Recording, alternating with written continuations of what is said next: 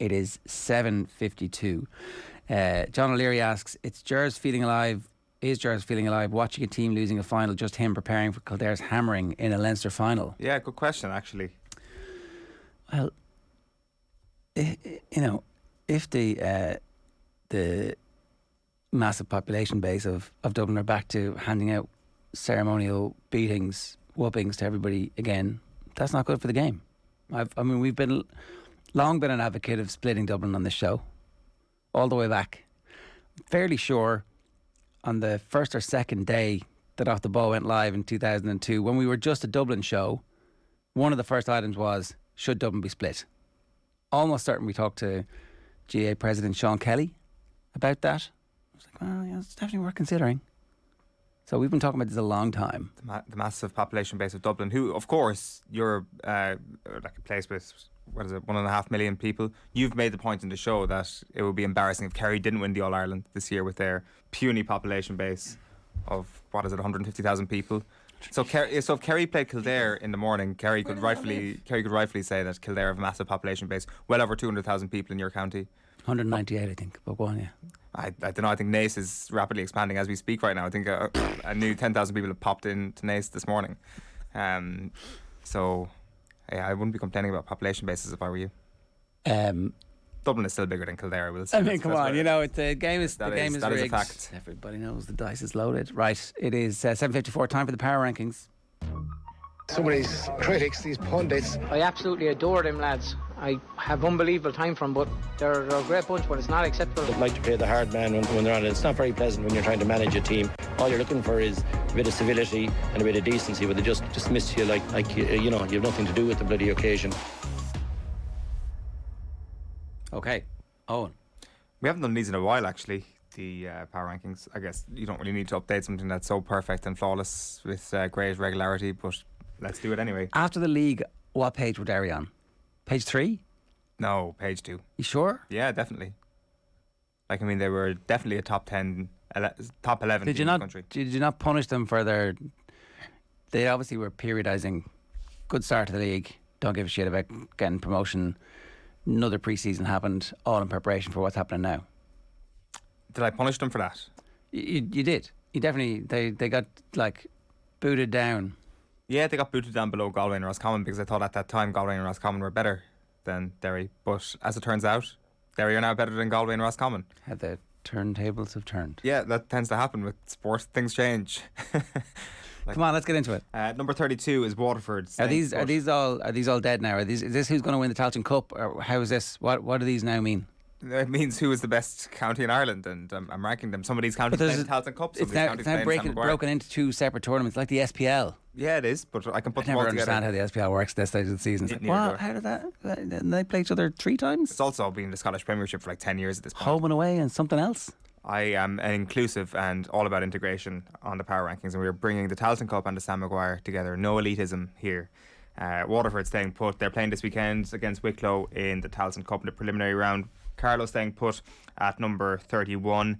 I don't think we've been on since they lost by 15 points to Louth. London staying put at number 30. Laois still at 29, and then our first movers are Leitrim and Sligo swapping places. Leitrim down to 28. Leitrim down to 28. Sligo up to 27. I just think that the magnitudes of the defeats kind of allowed that leapfrogging to happen. Longford in at number 26, and then Antrim in at number 25. Offaly are 24. They've got an opportunity for revenge against Wexford this weekend. John Mahan said that we've only got one guy who opted out of the squad, and it wasn't because of the Tailteann Cup. He felt he wasn't getting sufficient game time, and then he proceeded to name the player in the media. Joey O'Connor was the guy I was referring to there. The others were fantastic. What a way to throw one player under the bus. He's like, what? So they lost by 3 points to Wexford in the championship in the Sam Maguire race. So they'll, as I say, we'll be doing our quick picks on Friday. I know Offaly are behind Wexford in the power rankings, but I might just be tipping Wexford to get beaten this time, especially given the magnitude of the defeat to Dublin. I know it's Dublin, but at 23 points and only scoring 4 points yourself wasn't amazing. And it does feel that this weekend is possibly even more important than the previous match between the two, because they were both playing in a Leinster Championship game, which, as we now know, Dublin are going to win at a okay, maybe not at a canter, but they will win. Is it fair to say there's been any discourse around the Tailteann Cup? Like any hint of people being mildly displeased with how it's built up? Is it? What do you mean? Like, would that be if you were reporting on the advent of the draw the other day, and it was your job to tell everybody on the news what was happening? Would it just be like, this is a great thing, and that's it, full stop? Well, obviously not, because the whole thing has been clouded in criticism. Would you mention that? I personally would. I actually genuinely don't know what you're getting at here. Well, Marty Morrissey did his report from Croke Park, and there was no hint of Tomás O'Shea saying, we don't know what the hell this is, like, what's going on? Why are they doing this? Why did they split it? We don't know if we're north or south. 3 days before. No hint of that. It was just Tailteann Cup's great. There's really interesting fixtures like Offaly versus Wexford. Straight face. What? We just had that fixture. Yeah. Anyway, look, sorry, I didn't mean to, but... Well, no, it's like, it's interesting. I was kind of like looking at the fixtures and the television schedule as well this weekend, and like I think maybe Sunday's Tailteann Cup game will be on GAA Go, and Saturday's maybe not. Or, I don't know, we'll see how the week kind of pans out. You can't find the Tailteann Cup game, as far as I'm aware, on GAA Go as I speak. So I'm looking at the live and upcoming games here, and the hurling games are available. The Tailteann Cup games aren't. So that I would have thought is like the base level, just to at least have the games available, that you can buy them even if you want to. But it'll just be interesting to see what the actual live free to air, or even on non-free to air coverage will be over the next little while. I presume the final will be televised live, the semi-finals will be televised live. They said that, yeah. So that's kind of what we're expecting. But for me, I do think Wexford Offaly this weekend is possibly more important than the Leinster Championship game, because they're both moving towards something that they can possibly win, and maybe Offaly have a higher ceiling, despite the fact that they're behind Wexford in the rankings. Wicklow are in at 22. Again, another team that begin their Tailteann Cup campaign this weekend. They're up against Waterford. They should beat them. They could go on a run, and then they play the winners of Wexford or Offaly in the following round. So this category, as we'll kind of discover in a moment, is this geographical place. The south is much more forgiving than the north. As I say, we'll get to that in just a moment. 21 for Fermanagh staying put. And 20 is what I wanted to get to here, is Down, a non-mover. Like, Down maybe wouldn't go on a run in the Tailteann Cup anyway. Like, there's been a lot said about them. There seems to be a bit of discord in the camp. Like, since the Monaghan loss, they've lost Caelan Mooney, Ryan McAvoy, Jerry Collins, Corey Quinn, Charlie Smith. They've obviously had people slinging mud from the sidelines quite significantly over the last little while. And then to make things worse, they drew Cavan in the first round of the Tailteann Cup. Like, but the dice was loaded against them, obviously. I mean, it was. Like, yeah. it would have been twice as hard for them to draw Cavan if it wasn't. They had Wexford, like. Exactly. So, you know, I have Down versus Wexford in Wexford Park. Yeah. We're interested in that. If you look at the power rankings, and of course they are gospel, and do a mini Tailteann Cup rankings, Down are the number 4 Tailteann Cup team in it. And in a competition with 16 teams, they'll be dumped out. One seed. Yeah. Like, come on. So that, like, I mean, that's unfortunate for Down. Again, as I say, with the amount of players that they're missing, chances are they would lose anyway. And it'll be fixed next year, don't momentum is definitely against them. That's a beautiful word. Tipperary are down a place to 19th. They were beaten by Limerick in the Munster Championship, but they're into the Tailteann Cup. Westmeath, I would make second favourites for the Tailteann Cup. They're up to 18th. Definitely get the sense from their camp that they're up for this. They really felt that they had an opportunity to beat Kildare at the weekend. I'm not sure is that necessarily the case watching it. I'm not sure how you felt, if you felt nervous at all looking at the scores coming in from Croke Park. It didn't really feel as if Kildare were ever going to lose grip in that match, but still 3 points was all that separated them at the end. Louth down a couple of places to 17th. Meath, a big faller this week, obviously. They're down to 16th after getting hockeyed by Dublin at the weekend. And Cork are up a place to 15th. I just feel that their show and then their provincial semi-final against a very, very good team was better than Meath's showing against a very, very good team as well. 50-minute champions. I mean, it's more than what Meath could tell you about their performance. So Cork have leapfrogged Meath. Clare stay put at number 14. They obviously had their championship ended by a penalty shootout defeat to Limerick. Their Munster Championship campaign ended, I should say. They're obviously in the qualifiers. And Limerick are in a Munster final once again. I think just a brilliant league, followed up by a brilliant Munster campaign so far. Penalty shootout win against Clare, 6-point win against Tip. The problem for them in the Munster final is that game is in Killarney, so it's just a really tough place to go. Why is it in Killarney? What's the a home away arrangement? Right. I think it's like 11, 20 years. Yeah, 2010 I think. Cavan up a place to 12th. I would make them heavy favourites for the Tailteann Cup, assuming everybody's hanging around, and I presume everybody will hang around to try and get another trophy. And Kildare down a place to 11. All these teams are now going to drop a place because Derry are the ones that have shot in from the outside of the top 12. Where were Derry? They must have been 12th. If Kildare and Roscommon are down, Derry were actually 11th. I'm calling bullshit. Derry were 11th. No, I'm calling bullshit on Kildare at 11. Go on. They should be ahead of Armagh. You think? Absolutely at this stage, yeah. Okay. I think they played 2 games and they played well. Yeah. They absolutely annihilated Louth. Yeah. They didn't Look, annihilate Westmeath. you continue to disrespect us. That's fine. It's interesting because we'll love this. That's fine. What? No. Shove it up your hole, Owen. What's the? I'm not even going to ask what's the expectation. What's the fear level for Dublin, for a Kildare Dublin Leinster final after? Well, I mean, it was grand until Dublin turned out to be Dublin again. Yeah. It was like, oh, this could be good. We could have a chance. At 4 o'clock on Sunday, it was okay. I feel a bit like Tommy Rooney a couple of years ago when he talked us all into, oh, look at this great young team and the style of play they have and they match up perfectly. And then it was like 14-1 at 10 minutes gone. He was talking about Meath though, was he? Yeah, a couple of years ago, yeah. I had done the same thing over the course of the league. Kildare put it up to Dublin in Newbridge in the league. Obviously, Dublin in the league were not the same team. Yeah. They had obviously given loads of players time off. Armagh beat that Kildare team in the league. Yeah, but so Armagh subsequently have proven to have the McGeaney-itis first round of the championship disease, and maybe they'll come roaring back. I mean, if they were playing Louth and Westmeath, I don't think McGeaney-itis would be a problem. Okay. It's a slight issue. Fair enough. But we should be ahead of them on the basis of you can only beat what's put in front of you. That is not a basis ever for the power rankings, as you know.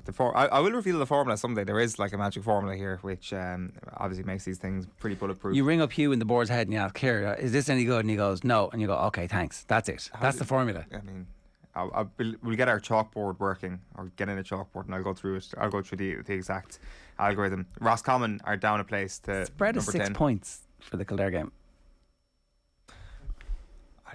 I know this is like I'm serving up and cooking up humble pie here when this doesn't happen, but I'd be backing Dublin to cover that.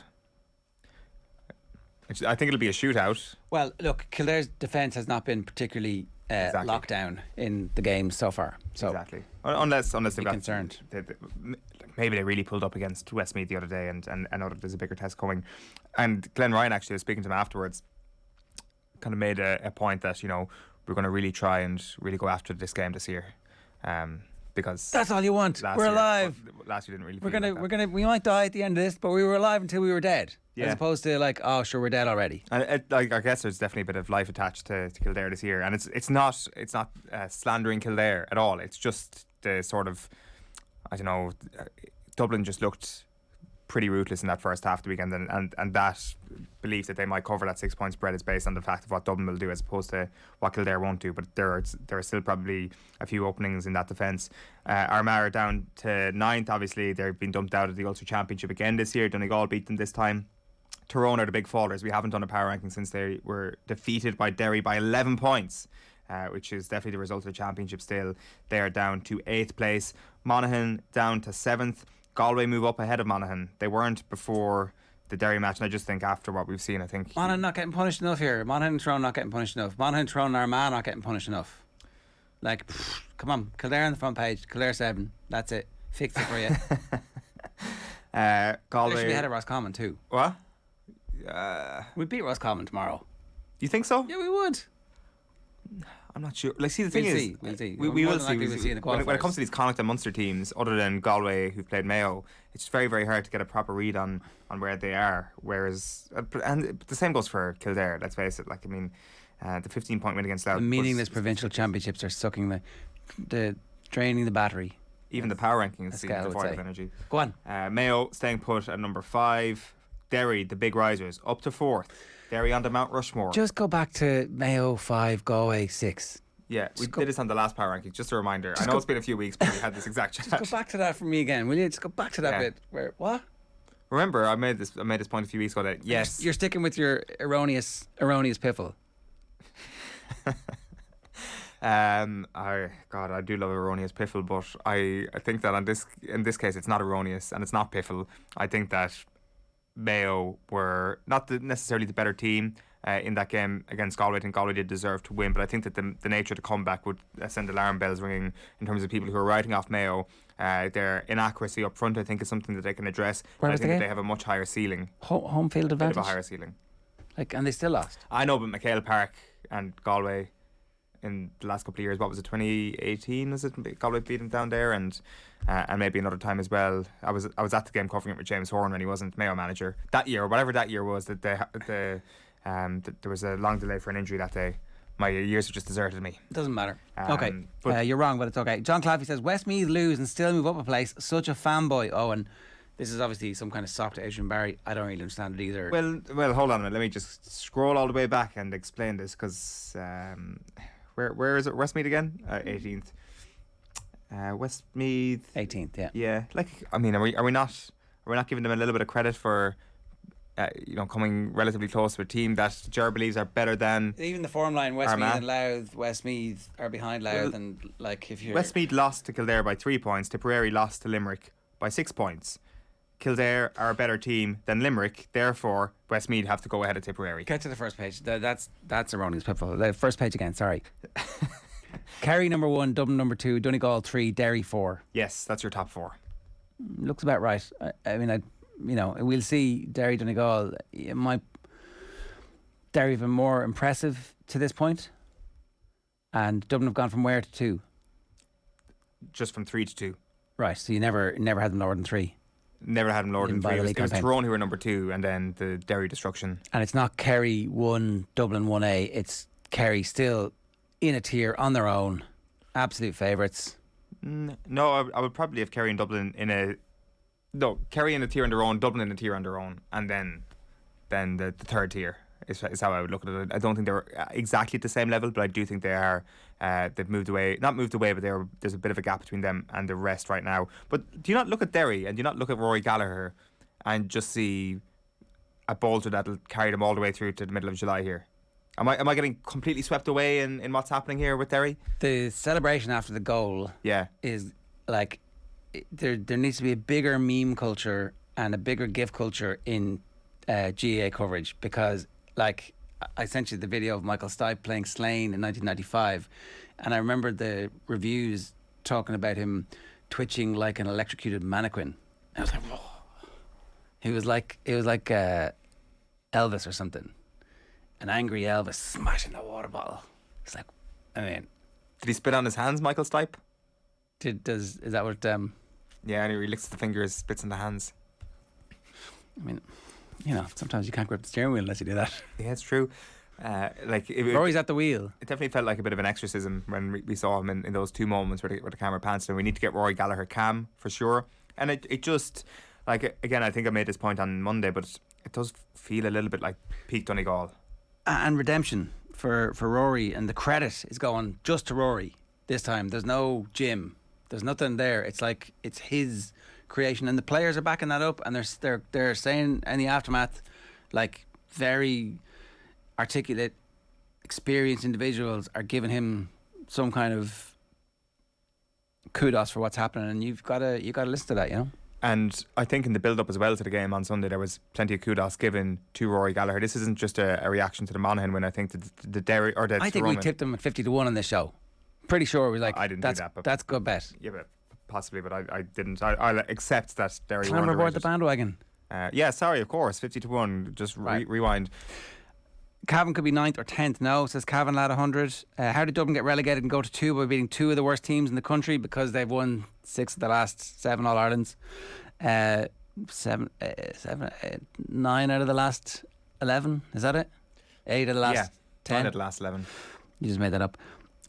Due to the big gap between the provincial finals and the quarterfinals, there's a potential that some teams, for example Tyrone, Monaghan, Mayo, are trying to time their runs to prevent a gap of games, says Ronan Harkin. Not on purpose, Ronan, I don't think, but I do think that it's very possible that some team is going to go on a run, and one of the non-top 4 teams there, obviously one of them will, because you've got Derry and Donegal, will end up in the semi-finals with like massive form and confidence. And I'd be quite worried for some of those provincial winners, especially Kerry and maybe to an extent Dublin, if they get a bad quarter-final draw, just because of what handy quarter-final draw. Well, a relatively I think that if like a Tyrone or a Mayo. Yeah, I think that there's a possibility. I mean, an All-Ireland quarter-final weekend where Kerry were playing Tyrone and Dublin were playing Mayo, that'd be good. Yeah, the qualifiers draw is next Monday. There's like clearly 2 different categories to them as well, so it would take quite a fluke for us to not have a heavy hitter in round 1. 12 minutes past 8 this morning here on OTB AM.